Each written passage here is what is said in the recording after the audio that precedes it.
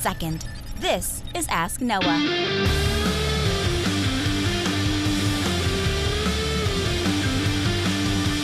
Live from Altispeed Technologies, the Ask Noah show starts right now. This is the show where we came to do all the things on Linux they said couldn't be done and take your questions on how to do the same. The phone lines are open to be a part of the program. It is a free call, 1-855-450-NOAH. That's 1-855-450-6624, or send an email to live@asknoahshow.com. My name is Noah Chalai. I am your host. Delighted to be here with you as another episode of the Ask Noah show kicks off this hour. With me, my co-host, Steve Ovens. Welcome, sir. Good evening, sir. How are you? Well, we're cutting it a little close, but we're here. Yeah, well, it goes that way sometimes, right? It does. So it's an exciting night. We've got a packed show lined up for you tonight. The team from Altispeed Technologies joins me. So if you haven't heard, we released our special edition episode last week. And so you can find that at podcast.asknoahshow.com. And we told the story of how Altispeed got started. So this week, the team has joined me in the studio to answer questions. Welcome, guys. Thanks for having us. Yeah, thanks for taking the time to be here. So I guess we'll start by just introducing everybody. Say your name, what you do here. Hey, I am Kenny. I am the department head for installations at Altispeed here, and I'm just excited to be on the show tonight with you guys.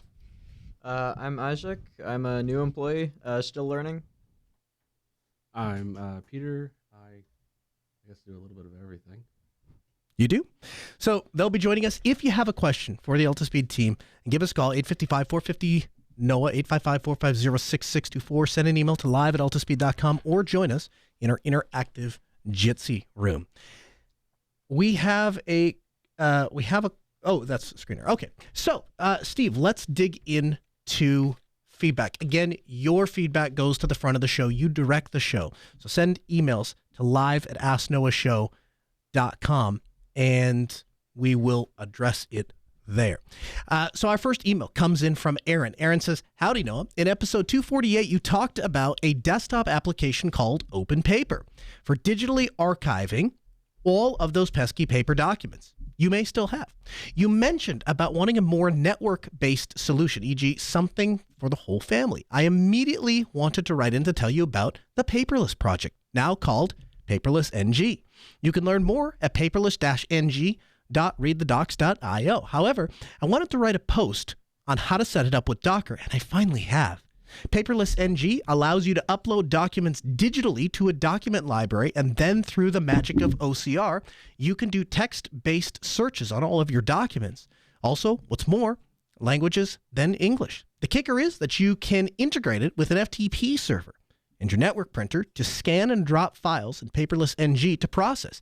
I, for example, still get paper bills in the mail, and once paid, I mark them paid on paper, and they go straight into the scanner, which sends them to my Paperless NG library.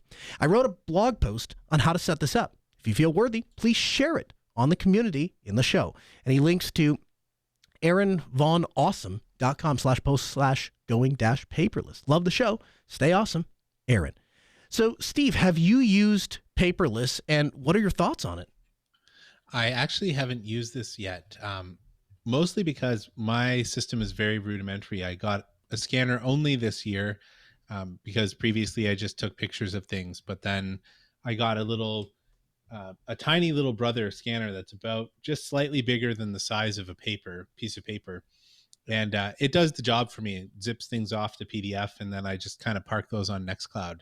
So I don't really have a need currently for this, just because my current process is already kind of well dialed in. Okay. How about you guys? Anybody from Altispeed have a bunch of paper things that you say, hey, I would love the ability to get this into some sort of digital format so I don't have to juggle papers all over the place? Yeah, actually, I just ran into this issue recently, and I hadn't come up with a solution yet, but I might look into this.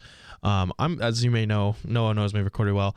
I'm kind of a car junkie, and I really like taking good care of my cars and stuff. So anytime I go in to get my car serviced, typically they'll give you a fairly lengthy report on the inspection of the vehicle, showing you, hey, these things need to be fixed and all that kind of stuff.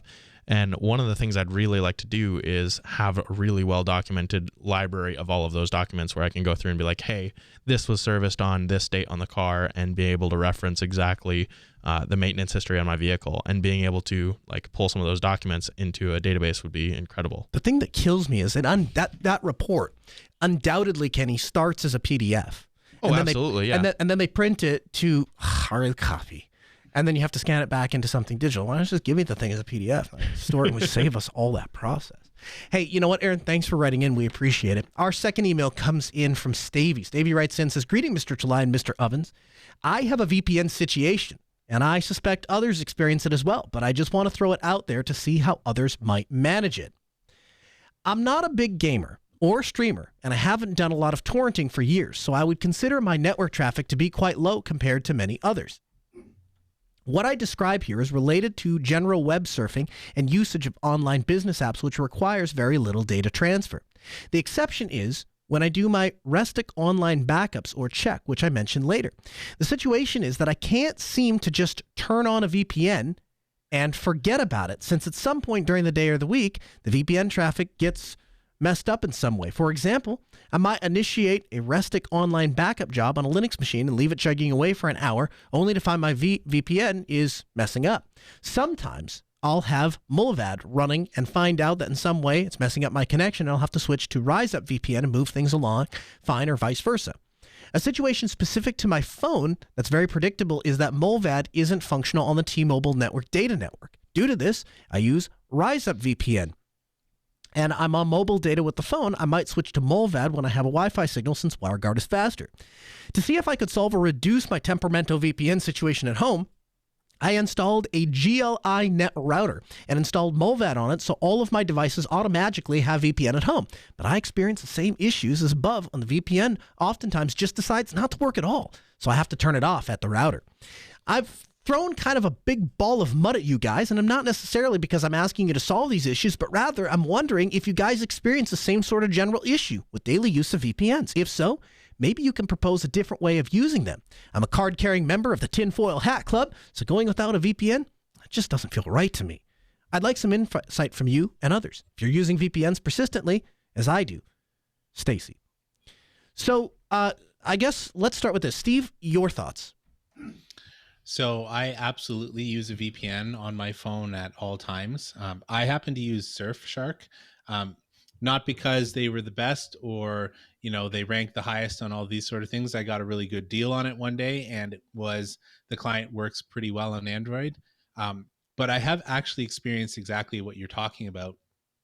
Every once in a while, it seems to be less frequent than what you seem to be experiencing. It will just stop, like pages, I can't get to certain pages, or it looks like it's going to load, or it's extremely slow, and I actually have to go in and disable the internet, just because the way that I have it set up, it's got a VPN kill switch, which means that if the VPN dies, it's going to cut the internet off on your phone, so that you don't accidentally start using a network that you didn't intend to if the VPN has a problem. So there's a lot of VPNs that will have that kind of feature. I like it because it helps me know that, you know, if I happen to be traveling on public Wi-Fi, for example, which in the before time was actually fairly frequent, that I wouldn't accidentally leak a bunch of information over that if the VPN itself had a problem. So yeah, I have to go in and kill it. I have to do that every once in a while, although not nearly as frequently as what it sounds like that the listener does. How much of a performance degradation do you see using a VPN? Essentially, the concept is you're connecting back to someone else's network, whether that be encrypted or wherever, for the security reasons. But do you see much of a performance gap in network speeds, and how does that practically look for you? So I'm not really the best person to ask, because if I get my email, that's pretty much all I care about. I download my Spotify playlist before I leave the house. Which is really weird because I have one of those unlimited plans from T-Mobile. So I'm not really worried about the data cap. And it's one of those quote unquote true unlimited plans where they're not supposed to ever throttle you. So having said that, because I don't use my phone, like I don't really use my phone as mobile internet except for very small tasks. I don't even usually use it for navigation. Um, I can't really tell you how much it impacts me because, like I said, if I get my push notifications from Home Assistant and I get my Telegram messages in my email, that's all that I'm looking for. So a couple of things here for Stacy. I think to start, there is a different way that you could utilize VPN, right? So if you, for example, chose to do WireGuard, you can specify which routes are going to hit which WireGuard connections. So for example, the way that I use that is I use WireGuard to get back to my house. And so I'm going to make up an IP scheme, 192.168.55.x, right? Anytime my laptop sees a network traffic destined for 192.168.55, it knows to send that out the WireGuard tunnel. So WireGuard sits there dormant. The computer asks for that path. It doesn't have it. So WireGuard spins up, establishes a connection to my home, sends the traffic there. As soon as that's done, after a little bit of dormancy, tunnel comes back down. And I have been able to set that. Most of our clients are still standardized on OpenVPN, and so I haven't had the ability to deploy this at wide scale yet. But the idea would be that so long as you have different network paths to the different places that you want to go, WireGuard can handle that in the background. So that's one way that you might look at doing that a slightly different way. Here's the other thing that stands out to me about this email. He talks about using a GLI net router, and we're very familiar with the GLI net routers. In fact, they're often what we recommend when somebody says, hey, I need to have the ability to get to my VPN from anywhere. Can I just have a box set up and ready to go? We will set up a GLI net and send it with them. But it is a very underpowered device. It's a very low cost. I mean, they're sub $50, a very, very low powered device. And so I suspect that you would run into some stability issues if you tried to use that on an ongoing basis. You might consider using something like a Netgate 1100 or a Netgate 3100 or build like a Protectly box and flash it with OpenSense or pfSense and see if you're able to establish a connection with your VPN service provider. With mine at home, anytime it drops the VPN, oftentimes it will automatically reestablish itself. Every once in a great while, the VPN service itself hangs up inside of the router. And I don't mean the service is in the thing I pay for. I mean the service is in the process that's running on the router. And I have to go in there and bounce that. But for the most part, it just goes out to the internet and it just works. So that's not really the issue that I believe the writer was addressing here. So I chopped this down a little bit because it was quite the essay that they sent in. So I kind of spared us reading it all out. But okay. To sum up, one of their VPNs is using WireGuard. That's the one that doesn't work on T-Mobile, and the other one is OpenVPN. So they're balancing between the two different protocols. But I see. Specifically, what's happening is the VPN. It's almost like it just stops responding, and I have experienced this myself, so I knew exactly what the listener was talking about. So that's the problem they're trying to solve. It's not that they're losing connection to the VPN. The tunnel stays up, but then the traffic either comes to a grinding halt or it doesn't traverse at all. And I've had that too, and I'm not sure what is causing that necessarily. Sure. Peter, your thoughts? I mean, one thing you could do would be when it hangs, run like a trace route so you can see where the traffic is failing. That would help you see whether is it a router being underpowered, or is it some kind of configuration on their part. Yeah. Okay. So are you able to hit the gateway on the other side of the VPN tunnel? Yeah. And that would tell you if and then maybe if you are and traffic is dropping after that, maybe reach out to your VPN provider. I guess the thing that would make sense there is sounds like if he disconnects and reconnects, it comes back. Yeah, that's the I guess the rub here is that, and I have the same thing. It's for me, it seems to be once every week and a half or 2 weeks where the internet just stops working on the phone. And again, because I use it so little, it's like, hey, why I haven't gotten an email in the last hour? This is weird. And then I go and check and there's no internet signal on my phone, even though it looks like everything's okay. And it says the VPN's connected. It's just the traffic goes nowhere.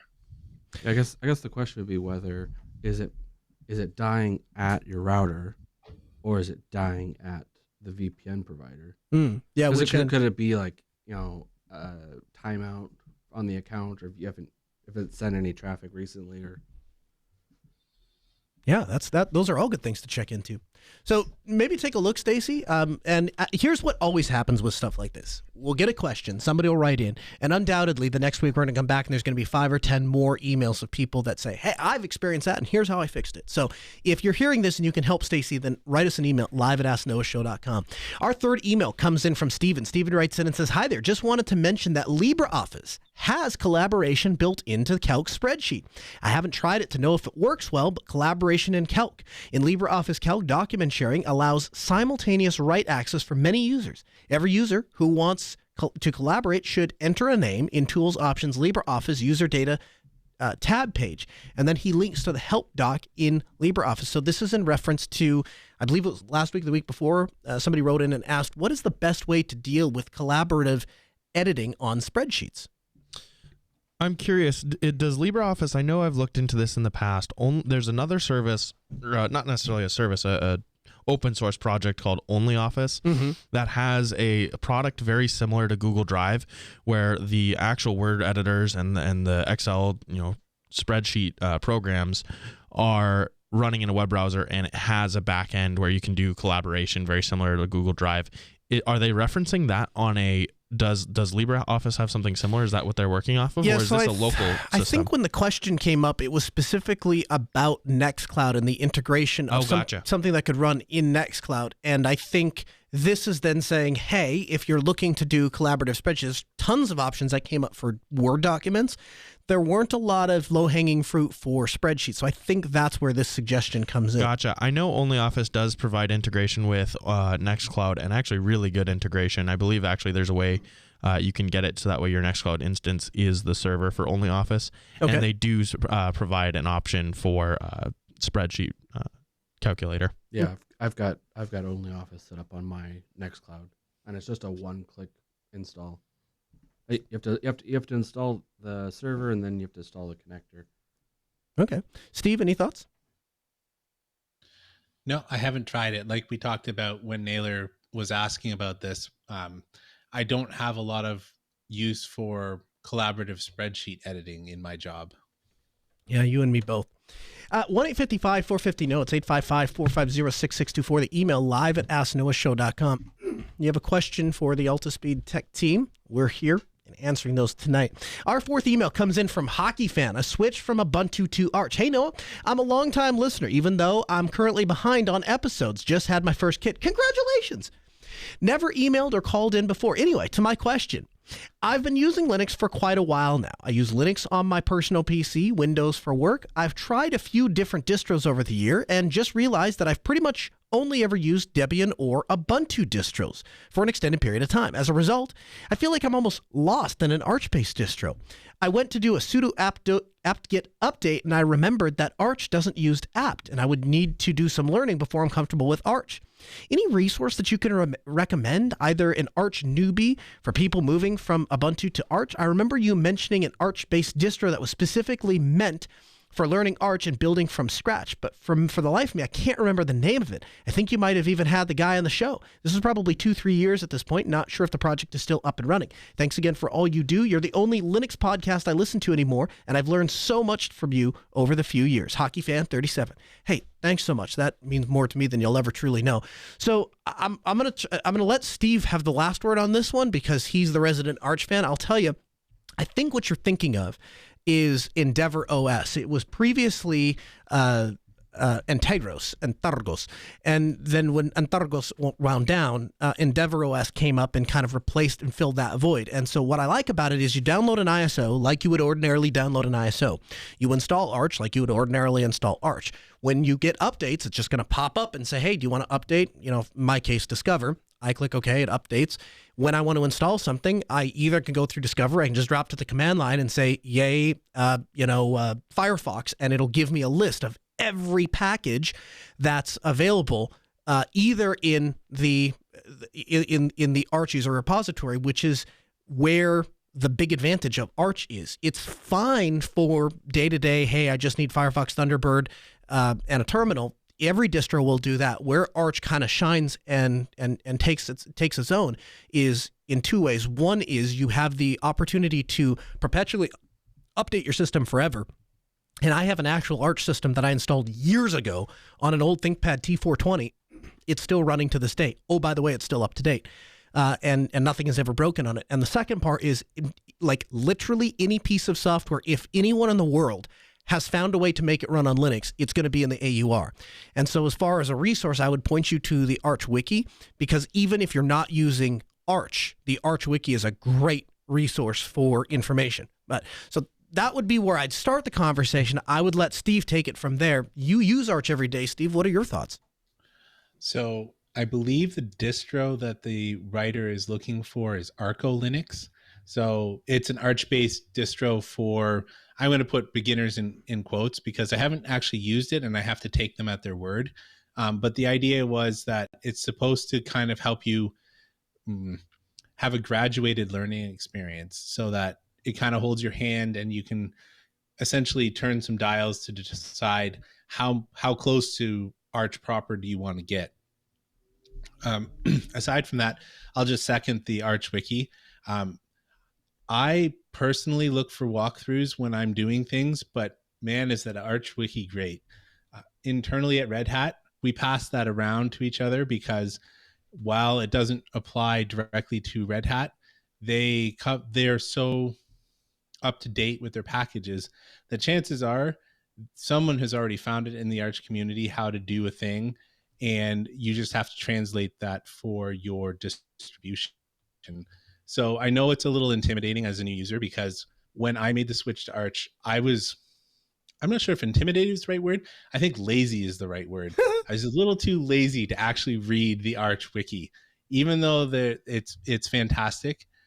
Going through the installation steps on the Arch Wiki, I'm like, nah, man, like someone summarized this for me. And so I tend to go that route because there are tons of people, myself included, that when we figure out how to do a thing in Arch, we'll publish it somewhere, whether it's Medium or opensource.com or Make Use Of often has Arch Linux stuff, and they're all over the place. So if reading the Arch Wiki isn't your thing, because they not only give you the problem and solution, they give you the nitty-gritty details of what's happening. And if that's too much for you, look for someone who's translated that for you because it's definitely out there. I put a link in there that it has the equivalence commands between Arch. Oh, that's hilarious. Is this a play on Rosetta Stone? Yeah, I think so. Oh, and that's funny. I on my main laptop, I use Arco Linux, and it's great because they have ISOs where you can just install the ISO like you would any normal Linux distro, and it sets it all the way up to the desktop, and that's great getting into it because then you can easily configure and you can get into it really easily. But then they also have ISOs that they do some of the nitty-gritty things like setting up the partitioning and stuff, but it just drops you to a console. And then they have different repos for different like desktop environments where they have bash scripts that you can go through and run to set up the desktop, but then you can also look at them and see what are the commands that they're running.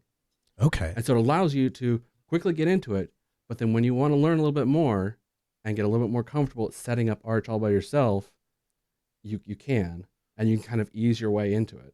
Well, this is fantastic. So what Peter linked, and we'll have it for you in the show notes at podcast.usnoahshow.com. It's a link to the Arch Wiki, but it's pacman/Rosetta, and it literally is a table of, hey, if you type apt install in Debian or Ubuntu, in Fedora it's going to be DNF install, and in Arch it's pacman tac-s. If you type, apt space auto remove in pacman, it's going to be pacman space tac qdtq. So they have this all linked and broken out into this nice little table. So we'll have the link. This is a fantastic resource, and I love that they play off the whole Rosetta thing.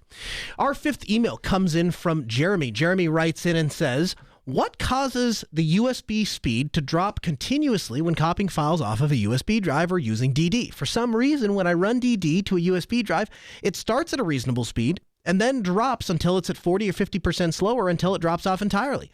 I thought maybe it had something to do with memory size, but I wanted to hear your take. Best, Jeremy, thoughts? Is it possibly thermal throttling? I feel like I've had in the past where if I'm copying large amounts of data to a flash drive, it'll get inordinately hot and cause it to slow down, or at least seemingly. This is a bit more of an obscure problem I've had with it, but sometimes if you don't update your BIOS, you can lose speed in random parts of your computer, including USB. I'm going to go with cheap USB flash drives that have that aren't very performant. Steve, what are your thoughts? I definitely second the heat issue. That is primarily what the problem is. So it is because the chipsets are really cheap, but they heat up. And once they heat up, if you know a little bit about how electronics work, the more heat that is generated in an area, the harder something has to work to push electrons through, or an electrical signal. And so it just kind of compounds itself. It has to work harder because it's hot, which makes it hotter, which makes it have to work harder. And eventually you get into this, like, it's just going to grind to a halt. Yeah. So what can he do about that?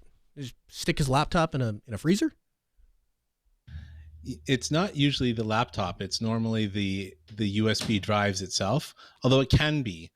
But you can actually get these things where they can get so hot they'll melt in the socket. So you got to be really careful with the really Chinese stuff.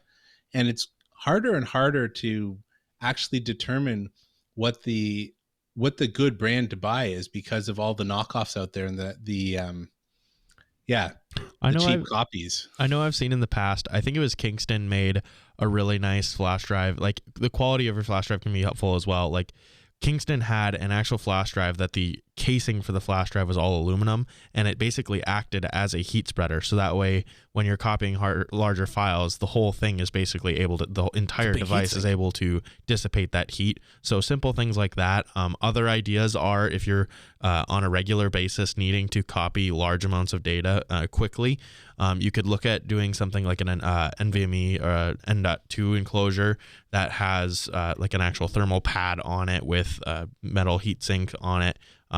There's those kind of routes that you could go as well. Man, I've had some NVMe drives get pretty toasty though too. Like they can kick off some heat, and sometimes the build quality of those are not a whole lot much better than the cheap flash drives. Yeah, if you're gonna go that route, you definitely want to do your research and make sure that the enclosure you're getting for your NVMe is going to be a good quality enclosure. Because if you don't, and you do let it get hot, you end up running the risk of killing a really nice NVMe drive. If Jeremy wanted to move here, it was 50 below zero with the wind chill the other day. I think if he just went outside in the parking lot and went and copied his files there, I think he'd be fine. Yeah, laptop file transfer is highly advised in North Dakota. Our gadget of the week this week is Steve, I can't wait to tell you about this. I'm so excited. It is, you ready? The laser line wire fishing kit. So at the end of the year at Altispeed, we sit down and we have a meeting. Kenny's laughing.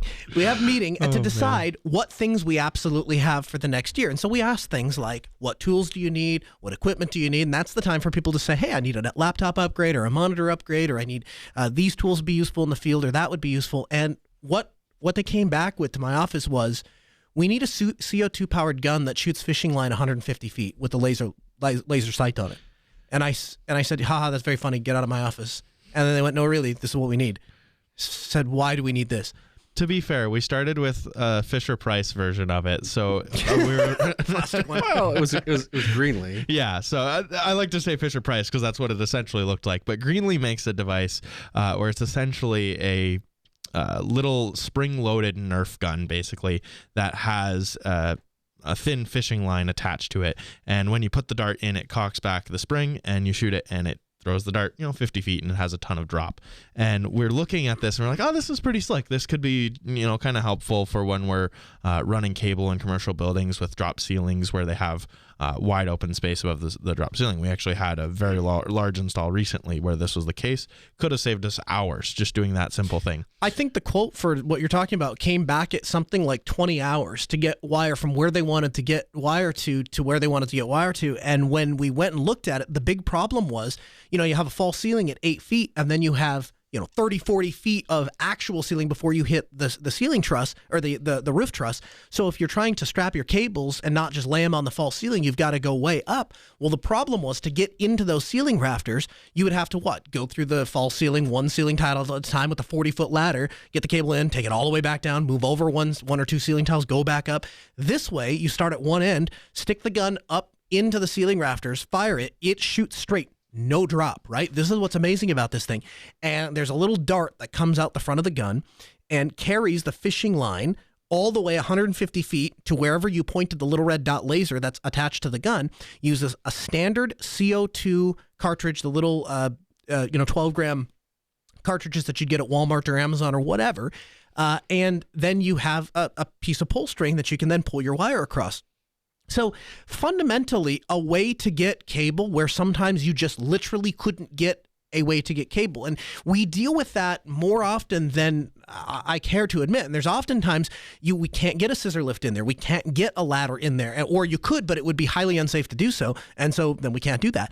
So this is kind of a unique tool that's a little bit out of the box. And when it first came up, we were kind of joking about it. But then as we looked into it, it's a money saver. If you work in IT, or even if you don't work in IT and you just like having fun, if you have a need to get wire from point A to point B, this is a great way to do it. They're about $300, so they're a little spendy if you're not doing it professionally, but a great way. Steve, I think you need one of these for your house.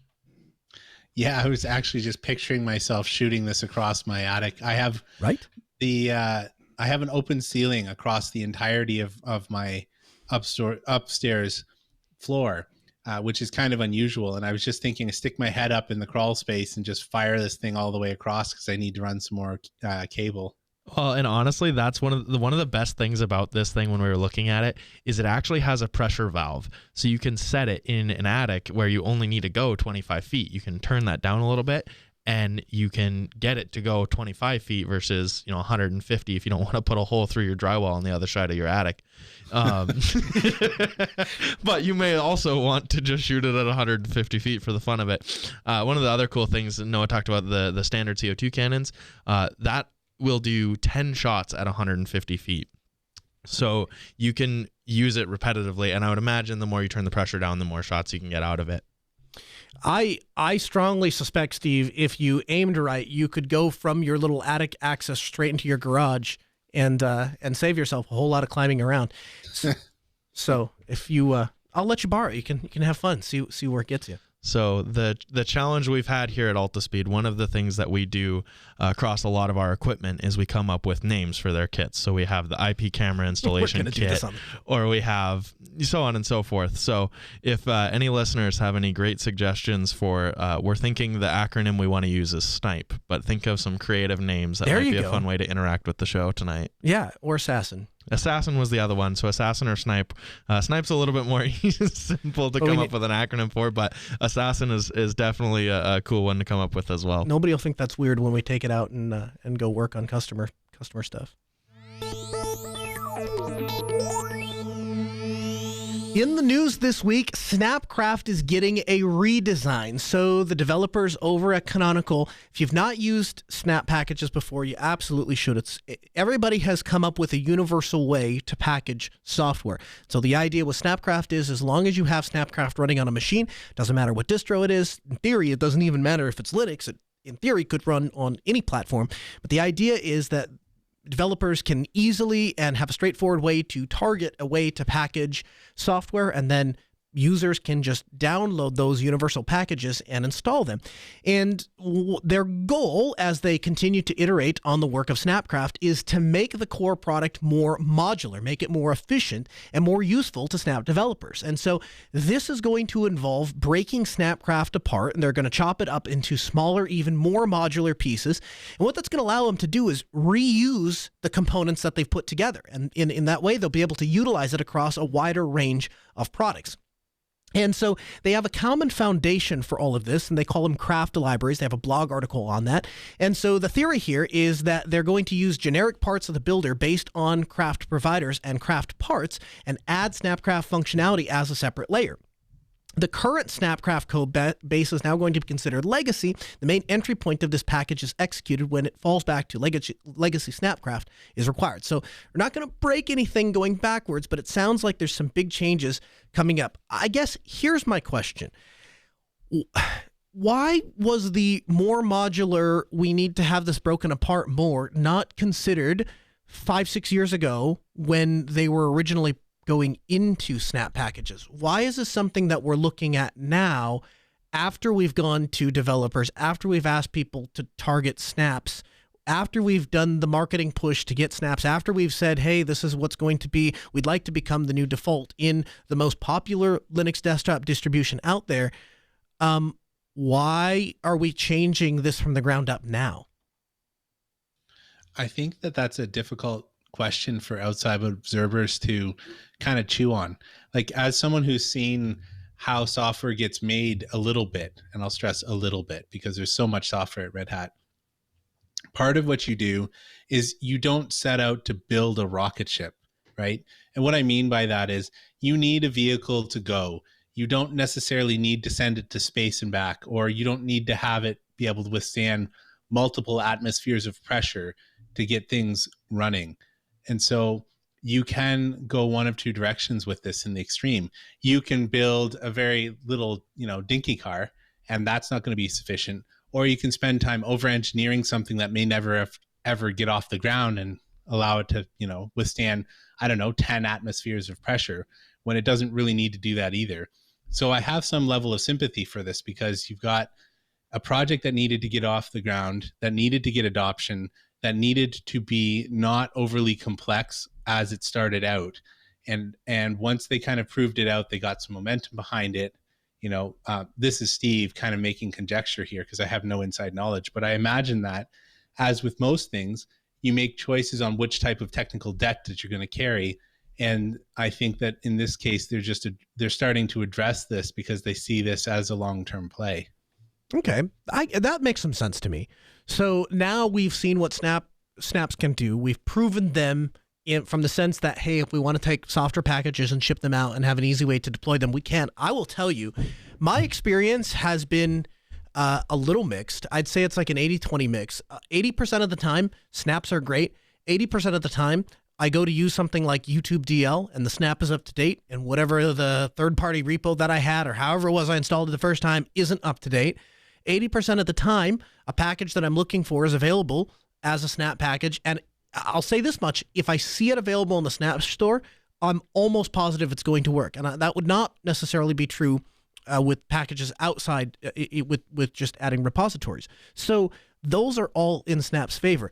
The 20% of the time, it's weird little paper cut style issues. Things like theming break. Things like they didn't think all the way through, or they didn't examine an esoteric use case maybe on where I might need to escape the confinement of the Snap package. And so now I can't. Make MKV is a great, as you would say, Steve, for instance, when Make MKV was first packaged, they didn't allow the ability to escape out of the home directory, which meant when I'm ripping 40, 50 gig Blu-rays, I can't use my 10 terabyte drive that's connected to my machine. I have to store it in my 120 gig SSD that's in my home directory. And so that, it presents weird little challenges like that, which can be kind of frustrating. And over time, those have gotten worked out, right? Like, case of Make MKV, that's now changed. So the technology was built around a lot of that stuff. And I think they've slowly improved it. What I'm hearing is, and I get it's wax eloquent, but what I'm hearing is, hey, this is the next evolution now. We've proven the breaking ground. Now let's see how far we can push this technology. My follow-up question would be, is this the next move for Canonical? Is this what they're focused on then? Is to really invest in Snap packages? And how does that move their needle forward? Because everything that I've seen, again, like you, an outsider to Canonical, everything I've seen from the outside, they've pulled back from the desktop, right? And they've put into cloud and server market, and hey, that's kind of what we're looking, trimming people to make their company lean, presumably for a buyout, but we don't know. It seems like this is kind of, a strange path to take if that's your goal. I don't think so. again, I have no inside knowledge, but if I was to guess, if I watch the evolution of these things, I see the RPM OS tree on one side of the fence providing a way to get kind of atomic updates without really worrying about breaking your main system. And then on the other side, you've got snaps where, okay, we seem to be all focused on the desktop, but like this is available on servers and has been a server interface for quite a while. Unlike Flatpaks, which is almost wholly dependent on the desktop, snaps kind of cross over. And I think that you can see Ubuntu making an IoT play with this, because you've got people where they want a stable base, but they need an application to be rolling. And how do you do that? And I can see this as kind of an evolution to that path where they didn't go the RPM OS tree. They don't have necessarily atomic updates, but what they do have is the ability to, with precision, go in and update specific packages as part of the Snap ecosystem. And I can see this being really good in the embedded use case. I can see this being really good in the server use case. If they can push a lot of the, let's say, more troublesome packages into the Snap ecosystem, it'll serve them well in the long run. So now you have a true separation between your operating system base and the production packages that you're relying on, so that when a log4j thing pops up, hey, we can move updates on this thing without breaking anything else. Oh, by the way, we know it's going to work because it's all in a nice little containerized box. Exactly.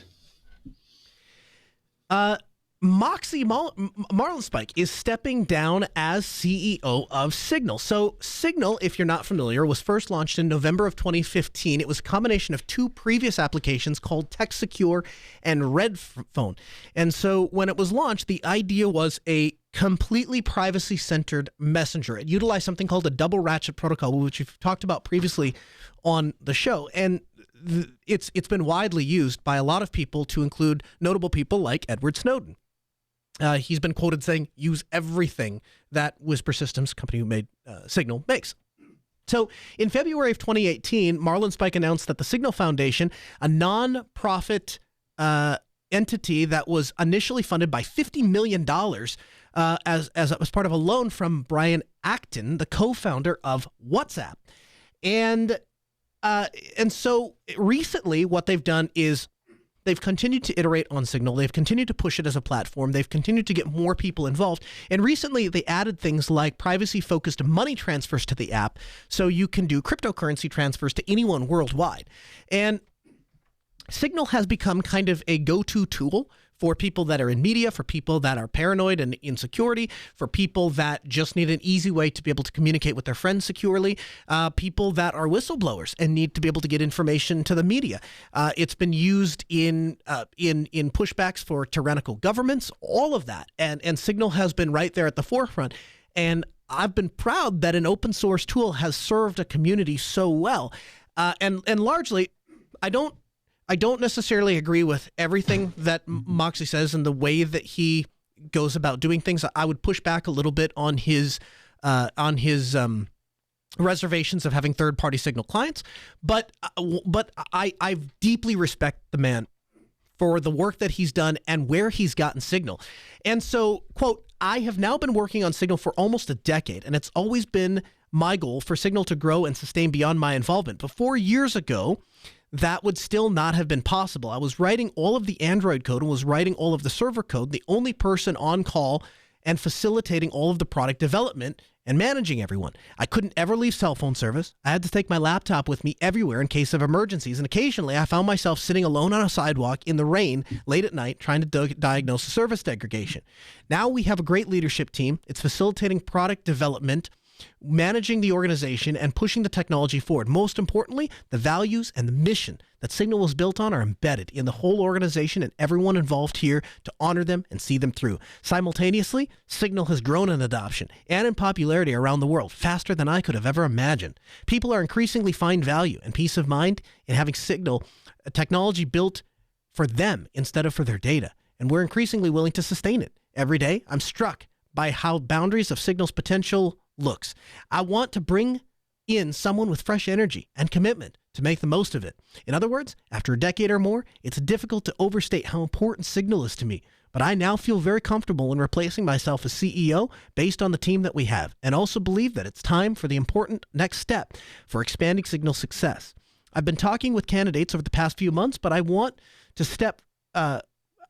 to open the search with this announcement in order to help find the best person for the next decade of Signal. And so Brian Acton, the co-founder of WhatsApp and the financier of Signal with that $50 million loan, is going to become Signal's interim CEO as Moxie Spike steps down as Signal's CEO over the next month. And so they're going to continue to roll out features. They're going to continue to push privacy forward.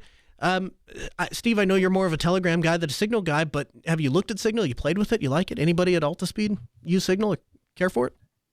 Been using Signal for, 7-8 years now. It's largely because I replaced my SMS app with that. And I continue to use it because I can interop with people who don't use Signal. And you can hear a repeating theme here for me. I like it. I only have about 8 people on my entire list that actually have the Signal client, but I'll keep using it. That's fantastic. The dev corrupted the npm libs color and faker, breaking thousands of apps. So this was a story that came out. Concerns emerged as to how big business were using or exploiting open source by consuming it incessantly, but never giving back enough to support the unpaid volunteers who sustain these critical projects by giving of their free time.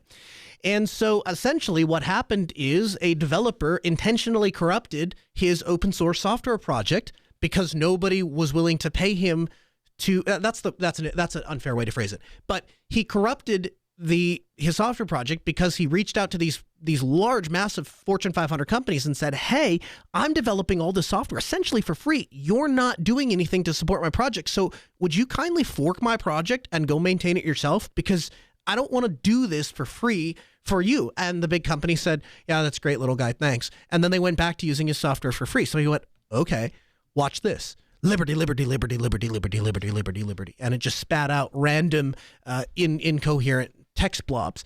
And it was a way of kind of saying, hey, this is unfair. And so I may or may not agree with the way that he went about doing this, but Steve, your thoughts on the message that this sends for people that are relying on open source? This was a tough one. I wasn't sure how I felt about this because I think it kind of dovetails off of what we talked about last week, where we were talking about the model for open source. And I absolutely sympathize with this user. At the same time, they took a shot at causing a little bit of disruption, and it wasn't just the big guys; it was also the little guys that got swallowed up.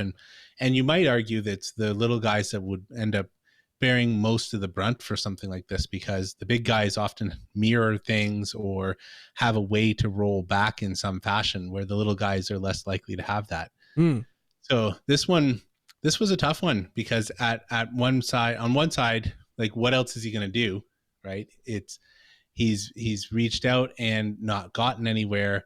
And, there's sometimes an act of civil disobedience can be enough to get the attention to make the change happen. But at the other end of things, like, you just violated a whole bunch of people's trusts. And I wonder how much damage this did to the open source community for the reputation, right? Like, how many other places are going to now think twice about this? Maybe not many, right? Maybe this was such a small impact overall that the impact of this is going to be negligible. But can you imagine if this was, say, something in pip that oh my gosh. I can't even think of one, like, the setup tools. What if the maintainer of the setup tools in Python pip decided to do this, and then nobody could run the setup tools and nothing built? Like, you've just violated that trust in the open source ecosystem. And you went from this is a professional thing to take it seriously, down to this is just a bunch of people playing around.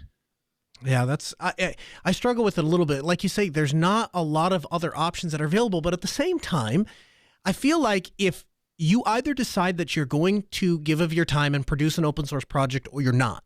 And part of producing an open source project is you don't get to say who gets to use it and who doesn't get to use it. You don't get to put arbitrary qualifiers on it that says, hey, if you're making X amount of money or more, that you don't get to use my project. You don't get to do that. You either make an open source project or you don't. And if you want to license it as a proprietary code and you want to sell it, I support your right to do that. I don't think it's a good idea, but I support your right to do that. And if you insist on getting paid for doing a thing, that's likely the route that you should go. But there's the emotional part of me says, this is not the right way to treat people. It doesn't matter how much money is or isn't involved. If you're not happy with getting paid, don't do the project anymore. Just abandon it and let somebody else take it over, or do it and then do it well because it reflects on your name. It's your reputation that's behind it. And I have to balance that immediate knee-jerk reaction with and ask myself, well, do we need more attention drawn to this situation? Because we just talked about this with Log4j. Right? The reason that we're in the mess that we're in with Log4j, the reason that we were in the mess that we were in with Heartbleed is precisely because people aren't supporting projects that we all depend on. And we're not talking about, oh yeah, it's a nice convenient thing to have. No, literally the thing that provides the bank encryption for your banking site relies on open source technology was funded by a handful of people.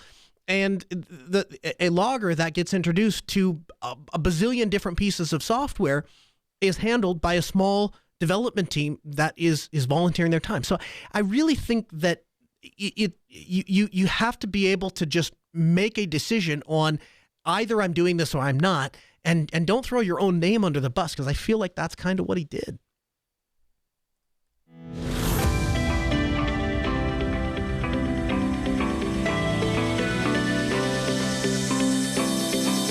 Last week, we released the special edition of the Ask Noah Show, where we talked about the origins of the Altispeed story. So joining me in the studio is Kenny Schmidt, Isaac Danielson, Peter Dennert, and we're going to talk a little bit about Altispeed and kind of where we're going the last few minutes of the show. So if you have questions, you can throw them in the chat room at minddrop1.com. You can join us at 855-450-NOAH, or you can send us an email live at AskNoahShow.com.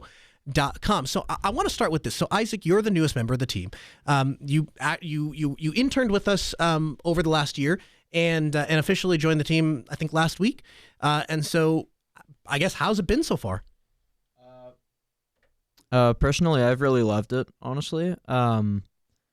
Tech is one of my big passions in life. Like, I've been doing stuff with computers since I was like 4.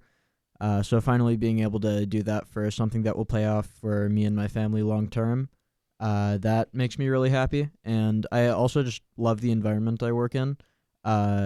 It's very low stress in the fact that I feel like I'm valued as a person instead of an employee. So that's one thing I really appreciate about working here. So I wanted to, you touched on something kind of interesting. You said I'm a tech nerd, and the style fits. You have an interesting hobby. If you don't mind, I kind of want to dig into that a little bit. You and your friends hunt down criminals. Tell me about that. Me and some of my close friends, the town we live in, the police department has an Instagram, and they post the weekly wanted, they call it. And they just post like 6 or 7 random criminals that are on the run or are missing or have escaped, and they give you the tip number and ask anyone willing to help. And I never really looked far into that at all until I got the job, and I was like, hey, maybe I could use some of the technology skills to help find some of these people. And we haven't had a lot of success recently, but we have actually fully found one of the criminals on that list a few months ago, and he's currently in prison. And you're using what? EXIF data? Pardon? Image data? Yes. Okay. To collect. So I ask you that to dig in a little bit, because there is a theme for the people that work at Altispeed. And it's that we're geeks first, and then what Altispeed is really just the umbrella to funnel our geekiness in and pair that with people that need technical help. And so as we kind of approach the next year, there's a couple of big things that we want to accomplish. So Steve has been on and off helping us kind of look at our data center migration so that we can move all of the stuff that we're currently hosting over at DigitalOcean and take more control of that data, more control of that infrastructure, and host that in the data center. That also opens us up to, in the future, being able to host things for client side. But the other thing that we're rapidly working towards is more community involvement, to give back to the community, to say, hey, here's a skill, a tool, a resource that we have. How do we give that back into the community? And so I guess if people have questions, if you have thoughts, or if you have a way that you say, hey, this is something that the Altispeed guys did, and I listened to the special episode, and I just don't understand how it is you got that, or what specific tool you did that, or how it is you managed to accomplish that. That's what we're here for. And so we're, from time to time, we'll have the guys in the studio and invite them in and just have them answer questions. I don't know why it took me so long to go 10 feet over there and say, hey, you guys want to come 10 feet over here while we do the show at Tuesday? I mean, everybody kind of pops their head in and says hi before you guys take off, but like nobody has, we've only done it a couple of times. I know, actually, I think this was quite a while ago, but I think one of the first experiences I ever had with Noah was actually kind of the beginner's guide to trying KDE, I believe. He had done an experiment where basically he had bought a cheap, thin and light little laptop, and he said, hey, I want to give this to someone that has never used Linux before, and I want them to play with it and see what they think. And I remember coming on and doing a short little interview with you on the station. This would have been probably 2 years back now, and getting to go through, and you actually had me on as a guest for your show. So yeah, it's kind of cool to do a little bit about that, and also kind of cool to see how much you can learn about Linux in a short 2 years. It's pretty incredible. Yeah. And so now, and I guess maybe this is a question for Peter. We had some people ask about, hey, how are you guys using or how are you setting up Ansible to provision laptops? And even when I was talking to Steve about it, he's, is that really worth it? Your thoughts on why do you like Ansible so much, and how does it accomplish those goals? I mean, it allows you to basically get back to where you're at very, very quickly. So, and it also like tomorrow, if Ansible goes away, like you could still go and look at an Ansible playbook and understand what you needed to do.